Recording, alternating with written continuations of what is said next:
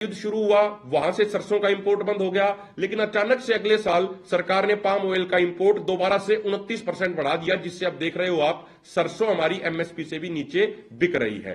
तो इसीलिए हम ये दोबारा ये मांग करते हैं, क्लियर करते हैं संयुक्त किसान मोर्चा, राजनीतिक और किसान मजदूर मोर्चा की तरफ से कि हमारी डिमांड है कि 23 फसलों पर सरकार एमएसपी गारंटी का कानून बनाए। ये कोई 5 फसलों, 7 फसलों, 8 फसलों, 10 फसलों की बात नहीं है।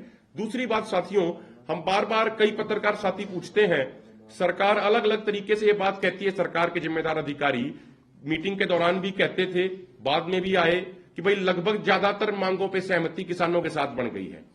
हम ये स्पष्ट करना चाह रहे हैं, जो हमारी 12 मांगे हैं उसमें से जो सबसे महत्वपूर्ण मांगे हैं, चाहे वो एमएसपी या गारंटी कानून हो, चाहे C2+50% फार्मूले के अनुसार फसलों का एमएसपी देने की बात हो, चाहे किसान मजदूरों की कर्ज मुक्ति की बात हो, चाहे भूमि अधिग्रहण कानून 2013 लागू कराने की बात हो, चाहे मनरेगा को खेती से जोड़ के साल में 200 दिन रोजगार और 700 रुपए का भत्ता देने की बात हो, इन तमाम मांगों पे जो हमारी मेजर मांगे हैं, 4 राउंड की बैठकों में सरकार के साथ किसी तरह की कोई सहमति नहीं बनी और सरकार इन मांगों को पूरा करने के लिए तैयार नहीं हुई।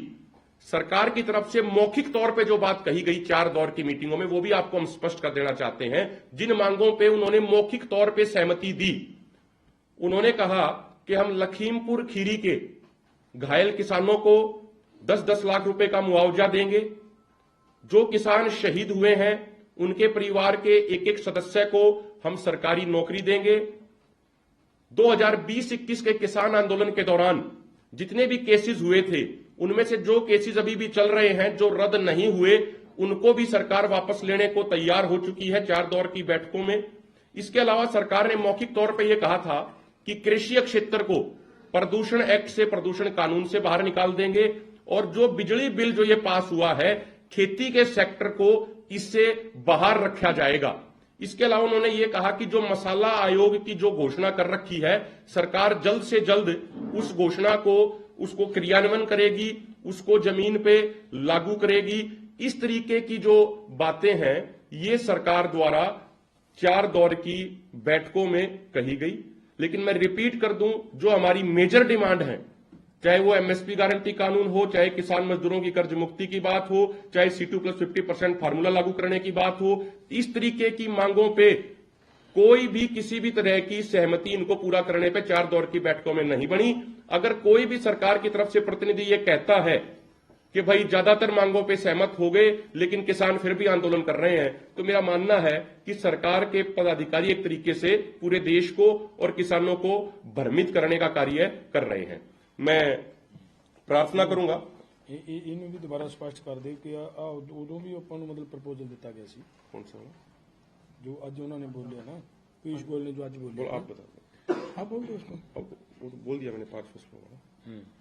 जी सिरसा साहब।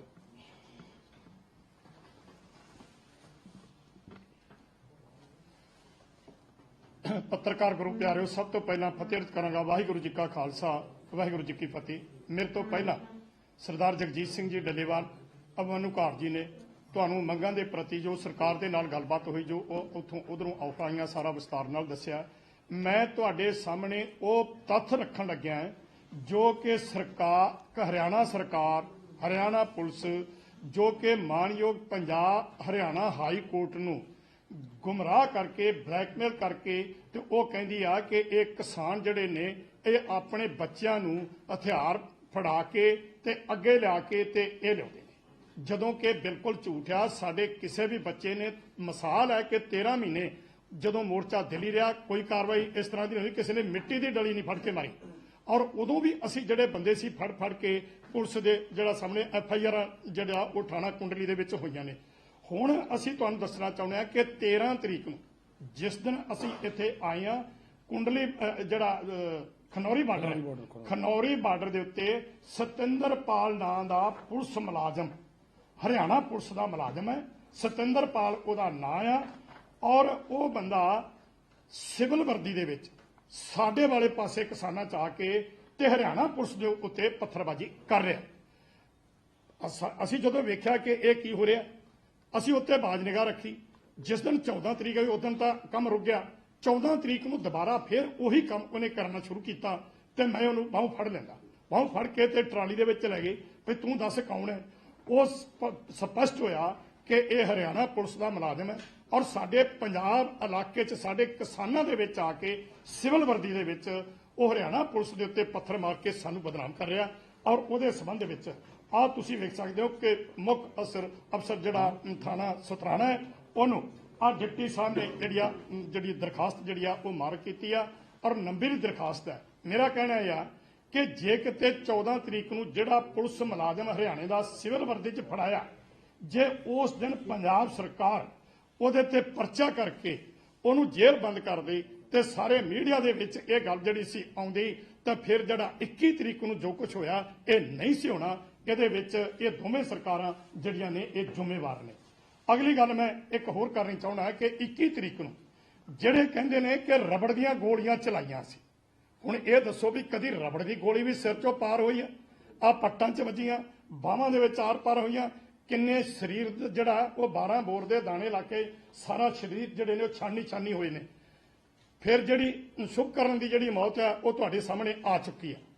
ਫਿਰ ਇਸ ਤੋਂ ਬਾਅਦ ਜਿਹੜਾ ਪ੍ਰੀਤਪਾਲ ਸਿੰਘ ਉਹ ਲੰਗਰਾਂ ਦੀ ਸੇਵਾ ਕਰਦਾ ਹੈ ਔਰ ਲੰਗਰ ਵਰਤਾ ਕੇ ਤੇ ਉਹ ਟਰਾਲੀ ਦੇ ਵਿੱਚ ਬੈਠ ਗਿਆ ਔਰ ਟਰਾਲੀ 'ਚ ਬੈਠੇ ਨੂੰ ਉਧਰੋਂ ਇਹ ਹਰਿਆਣਾ ਪੁਲਿਸ ਦੇ ਜਿਹੜੇ ਨੇ ਉਹ ਮੁਲਾਜ਼ਮ ਸਿਵਲ ਵਰਦੀ 'ਚ ਆ ਕੇ ਤੇ ਉਹਨੂੰ ਟਰਾਲੀ 'ਚੋਂ ਖਿੱਚਦੇ ਨੇ, ਕੁੱਟਮਾਰ ਕਰਦੇ ਆ, ਫਿਰ ਉਹਨੂੰ ਬੋਰੇ 'ਚ ਪਾਉਂਦੇ ਆ ਤੇ ਫਿਰ ਉਹਨੂੰ ਜਿਹੜਾ ਉਹ ਹਸਪਤਾਲ ਦੇ ਵਿੱਚ ਰੋਹਤਕ ਜਾ ਕੇ ਜਾਂਦੇ ਆ। ਸਭ ਤੋਂ ਦੁੱਖ ਦੀ ਗੱਲ ਇਹ ਹੈ ਕਿ ਜਦੋਂ 23 ਤਰੀਕ ਰਾਤ ਨੂੰ 12 ਵਜੇ ਮਾਨਯੋਗ ਪੰਜਾਬ ਹਰਿਆਣਾ ਹਾਈ ਕੋਰਟ ਦੇ ਰਾਹੀਂ ਵਾਰੰਟ ਅਫਸਰ ਲੈ ਕੇ ਮੈਂ ਉੱਥੇ ਪਹੁੰਚਿਆ ਉਹਦੇ ਪਿਤਾ ਦੇ ਨਾਲ, ਤੇ ਜਿਹੜੀ ਉਹਦੀ ਹਾਲਤ ਵੇਖੀ ਆ ਕਿ ਉਹਦਾ ਜਬੜਾ ਜਿਹੜਾ ਆ ਥੱਲੇ ਡਿੱਗਿਆ ਹੋਇਆ, ਉਹ ਮੂੰਹ ਨਾਲ ਪਾਣੀ ਨਹੀਂ ਪੀ ਸਕਦਾ। ਲੇਕਿਨ 4 ਦਿਨ ਉਹਨੂੰ ਡਾਕਟਰਾਂ ਦੀ ਜ਼ਿੰਮੇਵਾਰੀ ਬਣਦੀ ਸੀ ਕਿ ਉਹਨੂੰ ਪਾਈਪ ਪਾਉਂਦੇ ਨੱਕ ਤਰਫ ਤੇ ਉਹਨੂੰ ਲਿਕਵਿਡ ਕੋਈ ਦੁੱਧ ਜਾਂ ਚਾਹ ਜਾਂ ਪਾਣੀ ਉਹਨੂੰ ਦਿੱਤਾ ਜਾਂਦਾ, ਪਰ 4 ਦਿਨ ਉਹਨੂੰ ਕੁਝ ਨਹੀਂ ਦਿੱਤਾ। ਮੈਂ ਉਹ ਜਦੋਂ ਉੱਥੇ ਗਿਆ ਉਹ ਲਾਈਵ ਜਿਹੜਾ ਸੀ ਸਾਰਾ ਦਾ ਸਾਰਾ ਉਹ ਦੱਸਿਆ। ਸੋ ਉਸ ਤੋਂ ਬਾਅਦ ਅੱਜ ਵੀ ਉਹ ਹਸਪਤਾਲ ਦੇ ਵਿੱਚ ਦਾਖਲ ਹੈ ਤੇ ਡਾਕਟਰਾਂ ਦੇ ਬੋਰਡ ਨੇ ਜੋ ਰਿਪੋਰਟ ਮਾਨਯੋਗ ਹਾਈ ਕੋਰਟ ਨੂੰ ਦਿੱਤੀ ਹੈ ਤੇ ਉਹ ਰਿਪੋਰਟ ਦੇ ਮੁਤਾਬਕ ਡਾਕਟਰਾਂ ਦਾ ਇਹ ਕਹਿਣਾ ਹੈ ਕਿ ਪ੍ਰੀਤਪਾਲ ਸਿੰਘ ਜਿਹੜਾ ਇਹ ਜਿੰਦਾ ਜ਼ਰੂਰ ਹੈ ਪਰ ਇਹ ਬੋਲ ਨਹੀਂ ਸਕਦਾ, ਚੱਲ ਨਹੀਂ ਸਕਦਾ। ਇਹ ਡਾਕਟਰਾਂ ਦੀ ਰਿਪੋਰਟ ਹੈ ਪੀਜੀਆਈ ਚੰਡੀਗੜ੍ਹ ਦੀ, ਜਿੱਥੇ ਮੈਂ ਇਹ ਬੇਨਤੀ ਕਰਾਂਗਾ ਕਿ ਪੀਜੀਆਈ ਰੋਹਤਕ ਦੇ ਡਾਕਟਰਾਂ ਨੇ ਨਿਰਦਈਪੁਣਾ ਕੀਤਾ, ਉਹਨੂੰ ਕੁਝ ਨਹੀਂ ਕੀਤਾ, ਪਰ ਉੱਥੇ ਜਿਹੜਾ ਸੁਪਰੀਡੈਂਟ ਹੈ ਪੀਜੀਆਈ ਰੋਹਤਕ ਦਾ ਜਿਨੇ ਚੰਗਾ ਰੋਲ ਅਦਾ ਕੀਤਾ ਹੈ, ਮੈਂ ਉਹਦੀ ਵੀ ਗੱਲ ਜਿਹੜੀ ਆ ਉਹ ਕਰਨੀ ਜ਼ਰੂਰੀ ਸਮਝਾਂ ਕਿਉਂਕਿ ਮਨੁੱਖਤਾ ਜਿਹੜੀ ਆ ਉਹ ਅਜੇ ਜਿੰਦੀ ਆ, ਐਸੀ ਗੱਲ ਨਹੀਂ ਕਰਨੀ।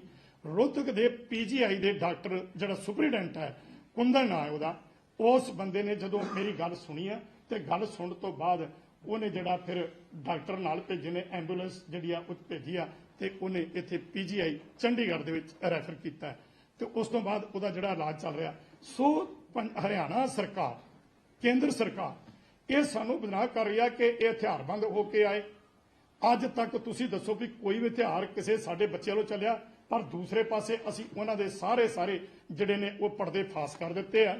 ਸੋ ਮੇਰਾ ਕਹਿਣਾ ਇਹ ਆ ਕਿ ਇਹ ਕਿਸਾਨਾਂ ਨੂੰ ਕੇਵਲ ਜਿਹੜਾ ਉਹ ਬਦਨਾਮੀ ਕੀਤਾ ਜਾ ਰਿਹਾ, ਤਰ੍ਹਾਂ ਦੇ ਸਾਡੇ ਜਿਹੜੇ ਇਲਜ਼ਾਮ ਲਾਏ ਜਾ ਰਹੇ ਨੇ। ਇੱਥੇ ਮੈਂ ਫਿਰ ਕਿਤੇ ਵਿਸਤਾਰ ਦੇ ਨਾਲ ਜਿਹੜੀ ਮਨਸਾ ਸਰਕਾਰ ਦੀ ਆ ਉਹ ਕੀ ਹੈ ਇਹ ਕਿਤੇ ਵਿਸਤਾਰ ਦੇ ਨਾਲ ਫਿਰ ਦੱਸਾਂਗਾ। ਸੋ ਇਹ ਨਹੀਂ ਅੱਜ ਤੱਕ ਸਮੇਂ ਇਹ ਰੱਖਿਆ। ਇੱਕ ਗੱਲ ਬਹੁਤ ਇੰਪੋਰਟੈਂਟ ਹੈ ਜੋ ਪ੍ਰੈਸ ਦੇ ਮਾਧਿਅਮ ਤੋਂ ਅਸੀਂ ਲੋੜ ਸਮਝਦੇ ਹਾਂ ਕਿ ਸਾਡੀ ਮਾਨਯੋਗ ਹਾਈ ਕੋਰਟ ਤੱਕ ਜਾਣੀ ਚਾਹੀਦੀ ਹੈ ਗੱਲ ਇਹ। ਵੈਸੇ ਤਾਂ ਮੈਨੂੰ ਯਕੀਨ ਹੈ ਕਿ ਤੁਸੀਂ ਪਹਿਲਾਂ ਹੀ ਬਹੁਤ ਤੁਹਾਡੇ ਤੋਂ ਹੀ ਮਿਲੀਆਂ ਨੇ ਸਾਨੂੰ ਸਾਰੀਆਂ ਕਲਿੱਪਸ ਜਿਹੜੀਆਂ ਮਿਲੀਆਂ ਨੇ। ਅਸੀਂ ਦਿਖਾਉਣਾ ਚਾਹੁੰਦੇ ਹਾਂ ਕਿ ਕਿਸ ਤਰੀਕੇ ਦੇ ਨਾਲ ਉਹਨਾਂ ਨੇ ਆ ਕੇ ਜਿਸ ਤਰੀਕੇ ਦੇ ਨਾਲ ਬਰਬਰਤਾ ਦੇ ਨਾਲ ਉੱਥੇ ਉਹ ਕਾਂਡ ਨੂੰ ਜਨਮ ਦਿੱਤਾ। ਦੇਖੋ ਸਾਡੇ ਬੱਚੇ ਸ਼ਾਂਤਮਈ ਖੜੇ ਨੇ, ਪੁਲਿਸ ਦੀ ਡਿਊਟੀ ਹੈ ਕਿ ਆਪਣੇ ਬੈਰੀਗੇਟਾਂ ਦੀ ਰੱਖਿਆ ਕਰਨੀ। ਉਦੋਂ ਉੱਥੇ ਕੋਈ ਆਦਮੀ ਜਾਏਗਾ ਤਾਂ ਕਾਰਵਾਈ ਕਰ ਸਕਦੇ ਨੇ, ਲੇਕਿਨ ਪੁਲਿਸ ਕਾਰਵਾਈ ਕਿੱਥੇ ਕਰ ਰਹੀ ਹੈ ਆ ਤੁਹਾਨੂੰ ਵੀਡੀਓ ਆ, ਮੈਂ ਤੁਹਾਨੂੰ ਕਿਰਪਾ ਕਰਕੇ ਚੈੱਕ ਦੇਖ ਲਿਓ, दिखाओ माड़ी जी वीडियो इनू चला के। देखो ये साथियों, ये 14 तारीख की घटना है। मैं प्रार्थना करूंगा अगर आप जूम कर लें, लंबाई में वीडियो है। ये खनौरी बॉर्डर पे 14 तारीख की घटना है। सिविल ड्रेस में हरियाणा पुलिस की तरफ से खेतों में जाके, जो गेहूं के खेत हैं वहां पे जाके आप देख सकते हैं, ये SLR जो हथियार है सीधा फायर किया जा रहा है, किसानों के ऊपर ये सीधी फायरिंग करी जा रही है।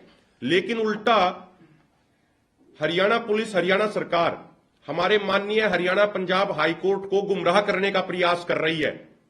तो हमारी ये प्रार्थना है माननीय हाईकोर्ट से कि हरियाणा पुलिस के ऊपर कार्रवाई भी करनी चाहिए इस मामले में कि किस तरीके से वो कोर्ट को गुमराह करने का काम कर रहे हैं। अब देख सकते हो स्पष्ट ये आप इसमें दिख रहा है कि कैसे ये हरियाणा पुलिस का सिविल ड्रेस में एक व्यक्ति किसानों के ऊपर सीधी फायरिंग कर रहा है। ये सीधा का सीधा आप इसमें देख सकते हैं। दूसरी चीज ये साथियों, आप देखिए ये एक वीडियो है जो पूरे देश में वायरल है, किस तरीके से 21 तारीख को खनौरी बॉर्डर पे भारी बमबारी करी गई पुलिस प्रशासन द्वारा।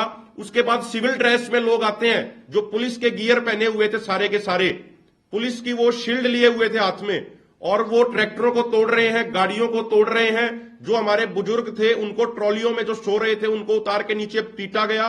बहुत सारे लोगों को छर्रे लगे हुए हैं और प्रीतपाल सिंह को वहां से अगवा किया गया। साथियों, महत्वपूर्ण बात एक ये भी है अंत में कि बार बार केंद्र सरकार और हरियाणा सरकार ये कहती है कि हमें किसानों से नहीं, हमें ट्रैक्टर ट्रॉलियों से प्रॉब्लम है। किसान पैदल दिल्ली क्यों नहीं आ जाते? दोनों फोरमों ने प्रोग्राम दिया था 6 तारीख को कि 6 तारीख को पैदल हमारे किसान पंजाब हरियाणा के अलावा अन्य राज्यों से चलेंगे, लेकिन हमने मीडिया के माध्यम से वो साझा भी किए हैं। आपसे फिर दोबारा वो चीज हम कहना चाहते हैं, अलग अलग जगहों पे जो किसान हमारे पैदल आ रहे थे उनको गिरफ्तार किया गया, उनको रोका गया। उत्तर प्रदेश में बुलंदशहर से चौधरी हरपाल सिंह बिलारी जी के नेतृत्व में, जो संयुक्त किसान मोर्चा गैर राजनीतिक के बड़े लीडर हैं, उनके नेतृत्व में किसानों का एक बड़ा जत्था दिल्ली की तरफ आ रहा था। उनको बुलंदशहर नोएडा रोड पे उनको रोका गया, वहां उनके साथियों को डिटेन किया गया। अनिल तालान जी हमारे उत्तर प्रदेश के ही किसान लीडर हैं, भारतीय किसान यूनियन के, उनके पदाधिकारियों को 7 जगहों पे 7 जिलों में उनको डिटेन किया गया। राजस्थान में हमारे बहुत सारे साथियों को डिटेन किया गया। हम आपको जो विजुअल्स हैं वो विजुअल्स आप तक हम साझा भी कर देंगे। तो असल में सच्चाई ये है कि सरकार को ट्रैक्टर ट्रॉलियों से नहीं, सरकार को किसानों से ही समस्या है। माननीय जगजीत सिंह डल्लेवाल जी आगे।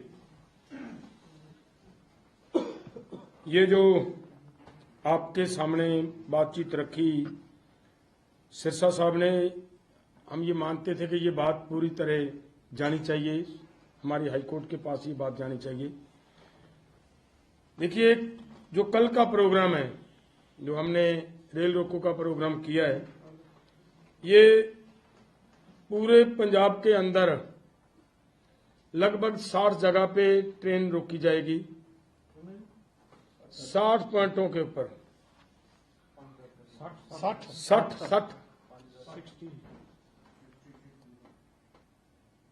तमिलनाडु के अंदर 10 जगह पे वहां पे ट्रेन रुकेगी।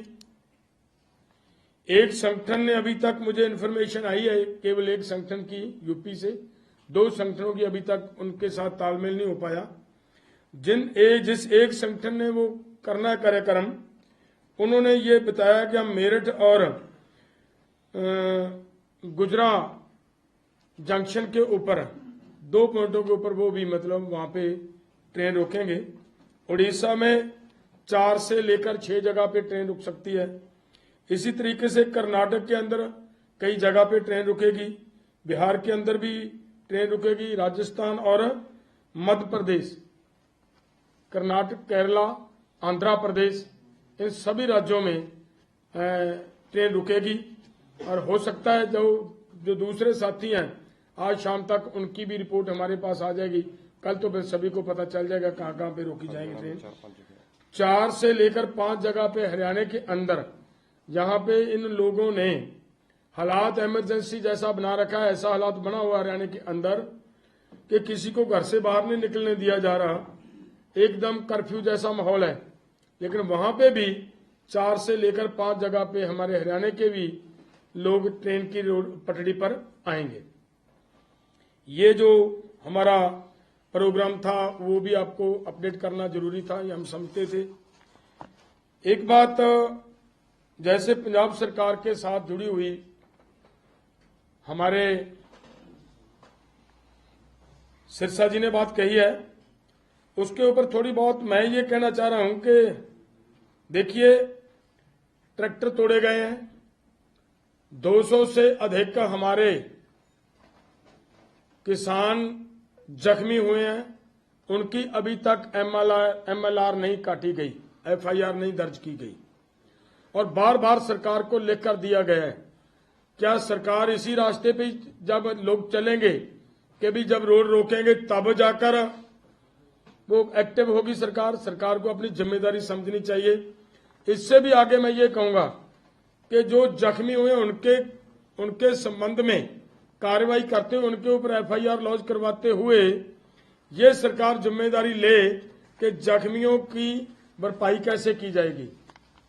और उससे आगे 3-4 लड़कों की आंख चली गई है, उनके लिए हम पंजाब सरकार से इस बात की भी मांग करेंगे कि पंजाब गवर्नमेंट उनके लिए भविष्य में उन्होंने जिंदगी कैसे जीनी है, किस तरीके से वो अपना रोजगार कमा पाएंगे, उसकी भी व्यवस्था पंजाब गवर्नमेंट की जिम्मेदारी बनती है करे।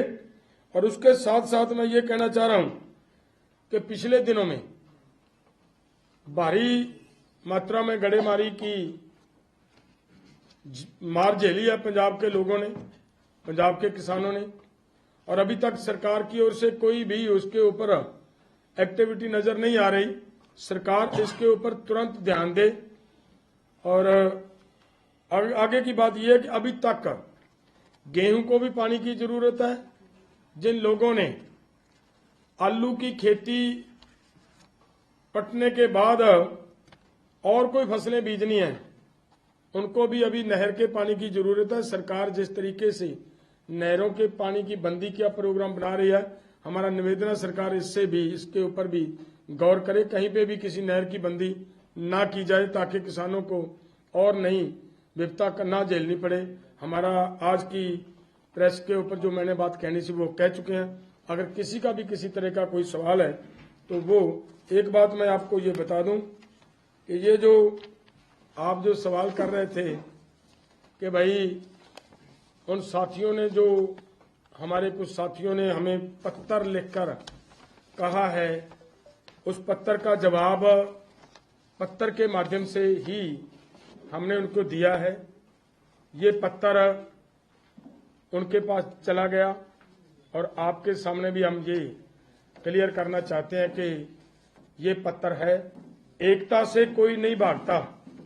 आप सबको मेरा ख्याल है इस बात का जानकारी होगी कि हम वो आदमी बैठे हैं आपके सामने जिन्होंने पहले बार जब एसकेएम का गठन हुआ उस समय एक अहम भूमिका निभाई है। सभी को हम जानते हैं किस तरीके से इकट्ठे किया और इकट्ठे रखा, लेकिन एक सिद्धांत था वहां पे कि किसी तरह की कोई राजनीति नहीं करेगा। राजनीति करने से सभी को अवॉइड किया गया था और आंदोलन की डिमांड्स अभी बाकी थी। और जब तक आंदोलन की डिमांड्स बाकी पड़ी हैं तब तक किसी तरह की राजनीति करने की किसी को कोई अनुमति नहीं थी। और वो हुआ जो आपने देखा, एसकेएम को तोड़कर एसएसएम बनाया गया। लेकिन फिर भी हमारा प्रयास ये है कि जो भी साथी एसकेएम को नॉन पॉलिटिकल रखकर जिस तरीके से हम चलने का प्रयास कर रहे हैं, क्योंकि बहुत सारे भाइयों ने यह भी कहा कि भाई एसकेएम को शायद इन लोगों ने तोड़ा है। मैं ये प्रेस के माध्यम से स्पष्ट कर देना चाहता हूं कि एसकेएम को बचाया ही इन लोगों ने है।